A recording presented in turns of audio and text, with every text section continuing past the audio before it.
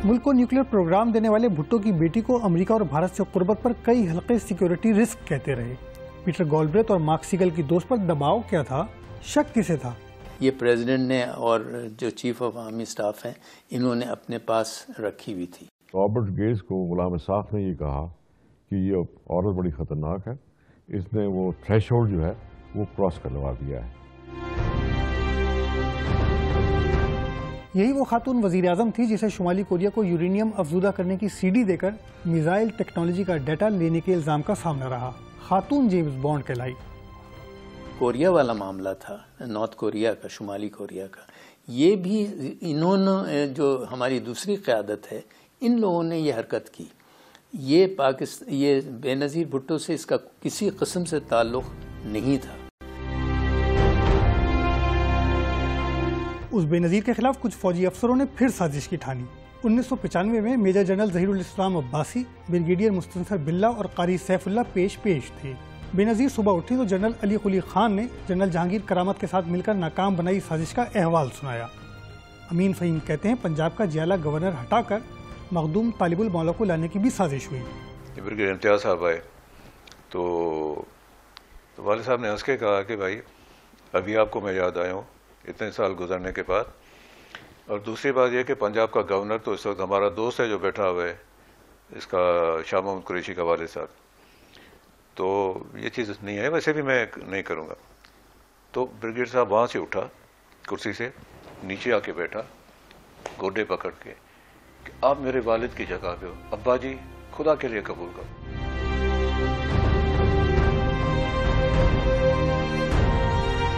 बहन की हुकूमत में भाई अचानक क्लिफ्टन में तारीखी घर के बाहर सबके सामने मारा गया। मुतालबे मानकर तफ्तीशी अफसर भी लगा दिए गए, तो तफ्तीश मुकम्मल क्यों ना हुई? 70 क्लिफ्टन से और जतोई हाउस से जिन अफसर का नाम दिया गया था तफ्तीश के लिए, उन अफसर को हमने मुकर्रर किया तफ्तीश के ऊपर। वो रिकन्स्ट्रक्ट किया गया, वो तफ्तीश की गई। जैसे ही वो किसी नतीजे पर पहुंचने लगी चीज़ें, बीबी साहिबा की हुकूमत ख़त्म की गई और जो नई हुकूमत आई उसने 4 दिन के अंदर अंदर उस तफ्तीशी अफसर को हटा दिया।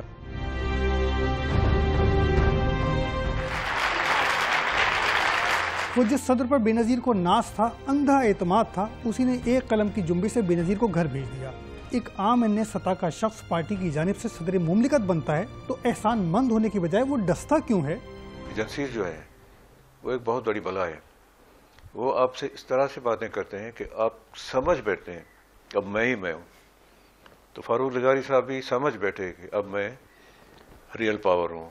उसने मोहतरमा को निकाल दिया और आखिर में मुझे अफसोस होता था जब उनको मैं देखता था प्रेसिडेंसी से उतर के MNA बन के आए, असेंबली में अकेले फिरते थे। लगारी के एक्शन का फायदा नवाज शरीफ ने उठाया। वो इख्तिदार में आए तो जरदारी के मुकद्दर में जेल लिख दी गई। खुद इल्जामात का शिकार बेनज़ीर मुल्क भर की जेलों के चक्कर काटती रही। सुबह एक दिन एक पेशी कराची में होती थी, दूसरे दिन पेशी लाहौर में होती थी, फिर कराची में, अगले दिन फिर पिंडी में। तो एक फर्द को तकलीफ पहुंचाने की मुतरादिफ ही है ना। तकलीफ दे पेशियां अपनी जगह, जरदारी और एडमिरल मंसूरुल हक को अगस्टा आबदोज स्कैंडल का भी सामना हुआ।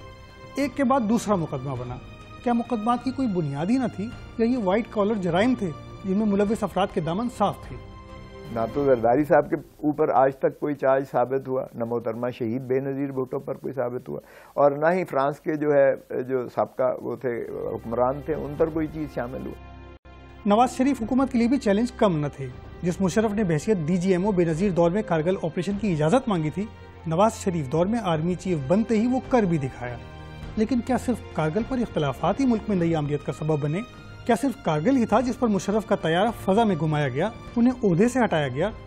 फौज जो है वो हमेशा ये चाहती थी कि उसमें उसके पास इख्तिदार रहे, चाहे और सिर्फ अगर सिविलियन हुकूमत हो भी, जमहूरी हुकूमत, तो सिर्फ एक तरीके से प्रोफॉर्मा हो। दूसरी बात मैं समझता हूँ कि उस वक्त की जो ब्यूरोक्रेसी थी वो भी जमहूरियत नहीं चाहती थी।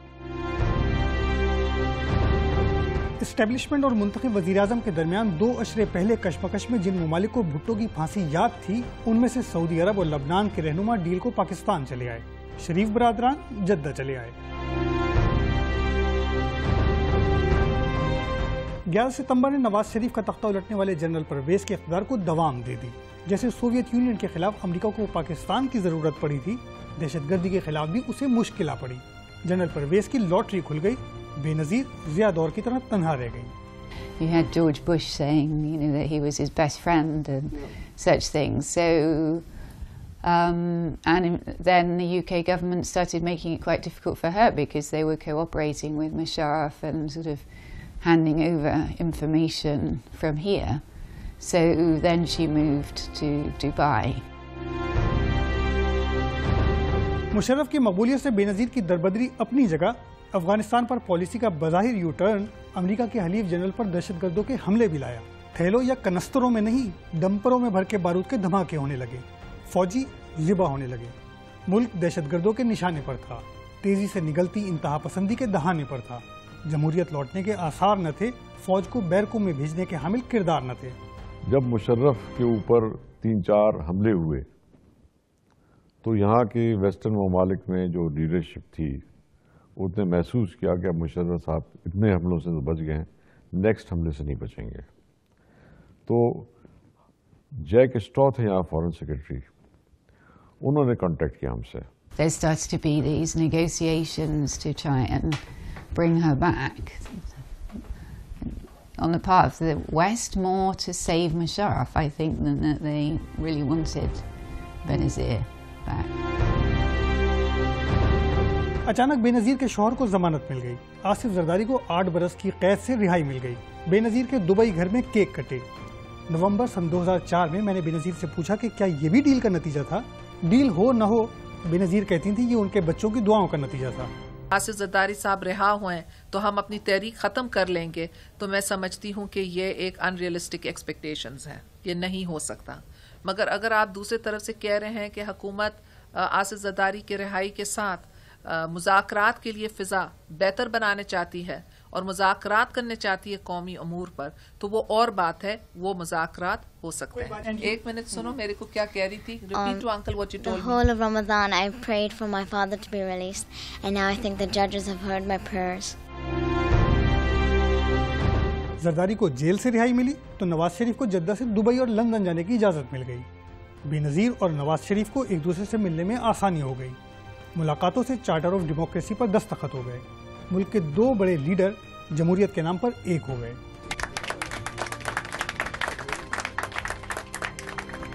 جمہوریت کی خاطر بیٹھی لندن میں میاں نواز شریف کے ساتھ، تو سب وہ بغیر ان گلے شکووں کے، کوئی انتقامی مزاج، منتقم المزاج نہیں تھی وہ۔ قوم سے معافیاں بھی مانگی گئیں کہ آئندہ ہم ایسے پولیٹیکل جو ہے کلچر کو ختم کر رہے ہیں اور ہم آئندہ جو ہے اس طرح کی انتقامی سیاسی کارروائیوں میں ایک دوسرے کو ملوث کرنے سے احتراز کریں گے، اور ہم اگر اپوزیشن میں بھی ہوں گے تو کنسٹرکٹیو اپوزیشن کریں گے۔ جو سمجھوتا ہوا COD وہ میرے خیال میں ایسا زبردست سمجھوتا تھا جس سے پاکستان کی جو جمہوری حکومت ہے اس میں تسلسل آیا ہے۔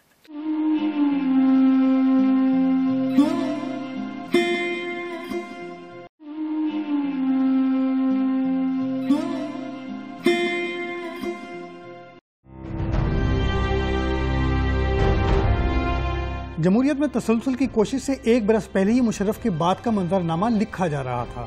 پاکستانی نژاد برطانوی کونسلر رحمان چشتی نے high commissioner mark loyal grant سے ملاقات کی تھی، جس کے بعد برطانیہ کے وزیر خارجہ جیک اسٹرا کی بے نظیر سے ملاقات ہوئی۔ محترمہ نے 5-7 کنڈیشنز لکھوا دی ہمیں، جس کو میرے دستخطوں سے لیٹر گیا جیک اسٹرا کے پاس۔ NRO جاری کر کے سیاستدانوں اور بیوروکریٹس پر قائم مقدمات واپس لینے کی بات ہوئی۔ آرٹیکل 58(2)B کی تلوار توڑنے کی بات ہوئی۔ آرمی چیف کا عہدہ چھوڑنے کی بات ہوئی تو کیانی کو نیا آرمی چیف بنانے کی بات ہوئی۔ آزادانہ انتخاب میں بے نظیر کے وزیر اعظم بننے کی راہیں کھلی۔ She would go back and there'd be election, she'd be Prime Minister, he'd be President. I mean, the fact was anybody that knew the two of them knew that they couldn't work together. بہت ساری ماڈرنٹیز طے ہوئی، मगर वो insist यही करे जा रहे थे कि आप वापस नहीं आएंगी, ना आप पार्टी की कैंपेन करेंगी। मोहतरमा ने ये भी कहा कि शुरू में जिस तरीके से बात की मुशर्रफ ने कि आप बहुत अनपॉपुलर हैं, तो मैंने उनसे यही कहा कि आप यूनिफॉर्म उतार दीजिए, हम दोनों इलेक्शन लड़ लेते हैं, पता लग जाए कौन पॉपुलर है, या आप सियासत छोड़ दीजिएगा, मैं सियासत छोड़ दूंगी। खाल जैसी वर्दी उतारकर मुशर्रफ के शेरवानी वाला सदर बनने की बातें बनी। सितंबर 2007 में मैंने बेनज़ीर ही से पूछा, जनरल ज़िया के हाथों मौत को गले लगाने वाले भुट्टो की बेटी ये क्या कर बैठी? जब हम बातचीत करते हैं, मैं ये तो नहीं कहती हूँ मुझे प्राइम मिनिस्टर बनाए, मैं आपको प्रेसिडेंट बनाऊंगी। हम ये बात करते हैं कि पाकिस्तान को हम मुस्तकबिल के लिए कौन सा निज़ाम दे सकते हैं जिसके तहत अमन हो, जमहूरियत हो और अवामी पॉलिसीज मुनक्कद हों। मुशर्रफ बेनज़ीर डील पर नाराज नवाज शरीफ लंदन से तैयारा लेकर जमहूरियत के नाम पर लाहौर पहुंच गए। आमिर से जो 10 बरस की डील हुई थी, उसकी बुनियाद पर जैसे आए थे सऊदी अरब वापस पहुंच गए। ऐसे में बेनज़ीर के वतन लौटने की तारीखें आने लगी, तैयारियां होने लगी। कुछ था जो बेनज़ीर ने 19 साल के बिलावल को आमरीत के खिलाफ जमहूरियत, इंतहा पसंदी के खिलाफ एतदाल पसंदी और पिसे हुए लोगों की शबो रोज मेहनत का किस्सा सुनाना शुरू कर दिया। एक आदमी था जो जब 14 साल का था, वो न्यूज़पेपर को डिलीवर करता था और अपने पैसे बचाया और फिर एक छोटा सा घर लिया और उस छोटे से घर में जिंदगी गुजारी। सितंबर ही के आखिर में अचानक कुछ बदल गया। मार्क सीगल के बकौल मुशर्रफ ने बेनज़ीर को जाने क्या कह दिया। CIA ने इंटरसेप्ट किया मैसेज इनका, उसमें यही कहा ना, इन्होंने काफी थ्रेट किया था कि आपकी सिक्योरिटी मेरे ऊपर डिपेंड करता है, आप कैसे आएंगी पाकिस्तान। मुशर्रफ बेनज़ीर एक म्यान दो तलवारें वाली बात थी, तो सिक्योरिटी की जिम्मेदारी थी किसकी? उन्होंने डेस्परेटली जाकर कॉन्डोलीज़ा राइस को अप्रोच किया, बात की और सारी कंडीशंस इनकी एक्सेप्ट की। कॉन्डोलीज़ा मैं बैठा हुआ हूँ जब उनकी बात हो रही थी, फिर सुबह टेलीफोन आया उनका। आप समझिए कि अमेरिका में क्या वक्त होगा, रात के सुबह के 4 बजे होंगे जब टेलीफोन आया कि मेरी बात हो गई है and I underwrite your security. British government जो थी ये सिक्योरिटी तक प्रोवाइड करने के लिए तैयार थी, ये मुशर्रफ ने नहीं अलाउ किया। Britain and the United States were very concerned about her security, but once she hit Pakistani soil, they didn't have the authority to put sort of British security in. She was very frustrated that the deal with Musharraf didn't really seem to have materializing properly, that she felt that the outside world, the British Americans, weren't providing the kind of help that she thought they would provide, and she wanted more security and wasn't getting it. He was implementing it not at all, or implementing it in extreme bad faith. Benazir के वतन लौटने की तारीख का तनाज़ा क्या था? बेनज़ीर साहबा को उन्होंने कहा था, जो मैंने मुझे याद है, कि न्यू ईयर पे जो है वो हम कराची में साथ होंगे। जिस दुनिया में मर्द बच्चों को औरतों के पास घरों में छोड़ के लड़ने जाते हों, बेनज़ीर उल्टा बच्चों को बाप के पास दुबई में छोड़कर जमहूरियत के महाज पर तन्हा आ गई। जो अशरों से करीब थे उन्हें उनके घर छोड़ आई।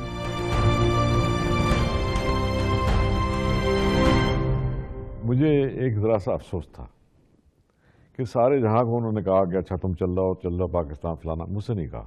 तो एकदम से खुद जवाब दिया उन्होंने, no I don't want you come with me because something horrible is going to happen to me.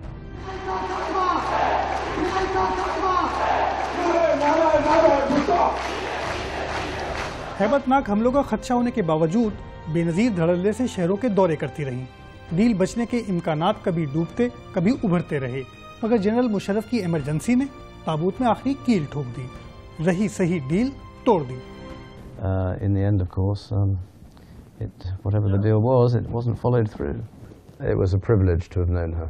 वो बार्ब वायर के अक्रॉस खड़ी हुई तकरीर कर रही हैं, तो मैंने फौरन टेलीफोन के थोड़ी देर के बाद मैंने कहा क्या रही हैं? मैंने कहा यहाँ से कोई बैठकर शॉट ले सकता है ना, जी कैन किल यू। तो कहें वाहिद भाई अब देखा जाएगा। जो हो सो हो, जमहूरी राह की मुसाफिर को इसकी परवाह ही न थी। जिस बेनज़ीर का बाप जनरल ही के हाथों मारा गया था, वो जनरल ही की ख्वाहिश पर मारे गए बुकटी के घर जा पहुंची। दिलासे, ताज़ियत, मिजाज पुरसी, बेनज़ीर के पास वक्त कम था, उसे कई शहरों के दौरे करना थे।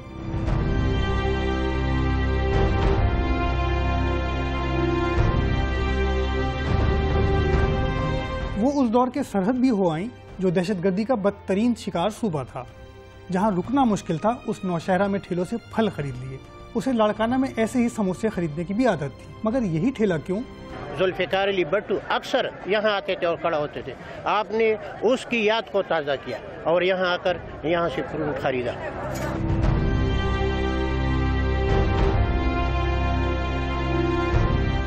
اس بے نظیر کو لوگ مستقبل کی وزیر اعظم سمجھ کر اسلام آباد میں مل رہے تھے. افغانستان کے صدر کرزئی پالیسیاں طے کر رہے تھے. جن کرزئی کو خود جان کا خطرہ تھا ان کی بے نظیر سے بات کیا ہوئی؟ محترمہ ان کو بتا رہی تھی کہ مجھے جو ہے وہ جب میں آئی تھی تو مجھے جو پراپر سیکیورٹی ملنی چاہیے تھی پراپر سیکیورٹی نہیں ملی. اور میرے پاس جو وہ پوچھ رہا تھا اس کے جواب میں جو جیمر وغیرہ تھے کبھی کام کرتے تھے کبھی نہیں کرتے تھے. تو اس نے کہا جی میں اب آپ فکر نہ کریں آئندہ جو ہے وہ ہم بھی اس پہ جو ہے وہ زور دیں گے. سیکیورٹی نہ ملنے کی جب کرزئی سے شکایت ہو رہی تھی بے نظیر کو اس وقت مقتل جانے میں دیر ہو رہی تھی. جہاں 5 اشرے پہلے ایک اور وزیر اعظم مارا گیا تھا وہ حکومت کے خبردار کرنے کے باوجود وہاں جا پہنچی. کیا پنڈی کا جلسہ دیگر جلسوں کی طرح پلان کا حصہ تھا؟ جلسہ پلان تھا روڑی میں سکھر میں جہاں شہید محترمہ کو جانا تھا. لیکن 2 دن کے لیے وہ گئی تھی ملتان اور بہاولپور. ان کے وہاں پروگرامز تھے. 27 کا جو جلسہ ہے یہ پلان ہی نہیں تھا. پنڈی کے اس مقام پر جلسہ جہاں جب لیاقت علی خان کو مارا گیا تھا تو اس کے قاتل کو بھی مار دیا گیا تھا. اس بے نظیر کا قاتل بھی مرنا تھا. کہیں دور بیٹھا شارپ شوٹر تھا تو اسے تاریخ میں گم ہونا تھا. لوگ حیران تھے کہ جب خطاب کر لیا تو گاڑی سے نکل کر انہی حامیوں کو ہاتھ لہرانے کی ضرورت کیوں پیش آئی؟ کہا گیا بی بی جب تک آپ ویو نہیں کریں گی یہ آگے سے نہیں ہٹیں گے. بی بی کے جو پرسنل امپلائیز تھے جو گاڑی میں تھے انہوں نے یہی کہا تھا کہ ناہید خان نے کہا تھا کہ آپ باہر آئیں. لوگ آپ کے لیے باہر کھڑے ہیں آپ ان کو ویو کریں. بی بی لیاقت باغ سے نکل کے بائیں ہاتھ مڑ کے راجہ بازار جانا چاہتی تھی. ادھر پولیس نے بند کر کے ان کو دائیں ہاتھ موڑا. دائیں ہاتھ جب موڑا تو وہ بالکل اس مقام پہ آ گئیں جس مقام پہ شارپ شوٹرز بیٹھ کے گولی چلا سکتے تھے. نشانہ تو جنرل مشرف بھی بنے تھے. کرائم سین محفوظ بھی ہوئے تھے. انہی کی بنیاد پر گرفتاریاں ہوئی تھیں. تو بے نظیر پر حملے کا کرائم سین مشتبہ حالات میں کس کے کہنے پر 2 گھنٹے میں دھو دیا گیا؟ واش آؤٹ کر دیا گیا خون سارا. اور سارا ایویڈنس جو تھا جس میں فون چپس بالخصوص اہمیت رکھتے ہوں گے. جیسے جنرل کیانی صاحب ہی انویسٹیگیشن کی انچارج تھے تو مشرف کی جو اٹیمپٹ ہوا تھا اور انہوں نے ایک ٹیلی فون چپ سے موبائل کے چپ سے وہ جو اسیسینیشن کرنے آئے تھے ان کا پتہ لگایا تھا. تو انہوں نے سارا ایویڈنس ڈسٹروائے کر دیا. شواہد مٹ چکے تھے. بے نظیر کے قتل کا الزام طالبان پہ ڈلنا تھا. وہ طالبان جنہوں نے بے نظیر کو 18 اکتوبر کے بعد ہی خبردار کر دیا تھا کہ اپنے دشمن کو پہچانو. 27 دسمبر کے بعد جو طالبان کے 2 افراد کی آڈیو جاری کی گئی اس کا دیکھ کر جنوب ایشیا کے کلچر سے واقف لوگ حکام کی سادہ لوحی پر ہنستے رہے. جسے مبارکباد دی گئی اسے یہ تک پتہ نہ تھا کہ حملے کا ٹاسک کسے ملا تھا. اگر بیت اللہ محسود نہیں تھا تو پھر شاید ابھی واقعی لیاقت علی خان کی طرح اس قتل اور شہادت کا بھی کچھ پتہ نہ لگے. مبینہ خودکش حملہ آوروں کی ویڈیو بھی جاری ہوئی. کیا انہوں نے خود ہی سوچ لیا تھا کہ بے نظیر کو مارنا ہے؟ Mark Siegel is a close friend of mine, and I'm the one who introduced Benazir to Mark. He told me that she had written him that, hey, if anything happens to me, Musharraf is responsible. لوگوں کو ایسی sensitive باتیں معلوم ہوتی ہیں تو وہ اپنی جان کا ڈر لگتا ہے کہ کہیں انہوں نے لب کھولا تو شاید وہ بھی موجود نہ ہو.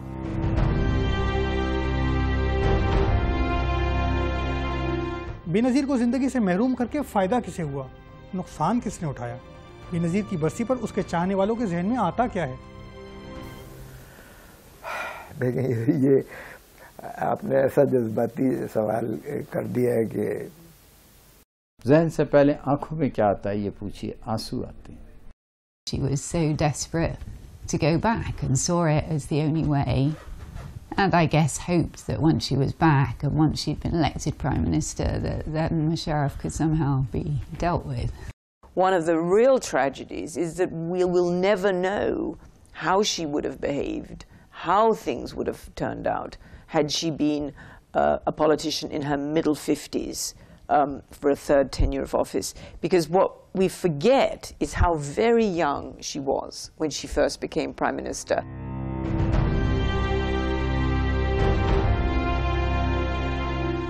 जिस बेनज़ीर ने खुद पर कराची का खूनी तरीन हमला देखा था, उसके लिए 4 गोलियां मानी ही खो चुकी थीं। वो इन गोलियों से मरने वाली ही न थी। धमाका उसे मार ही न सकता था। वो इंतहा पसंदी और आमरीत में गठजोड़ का पैगाम दे चुकी थी। जमहूरियत में बका की बात कह चुकी थी।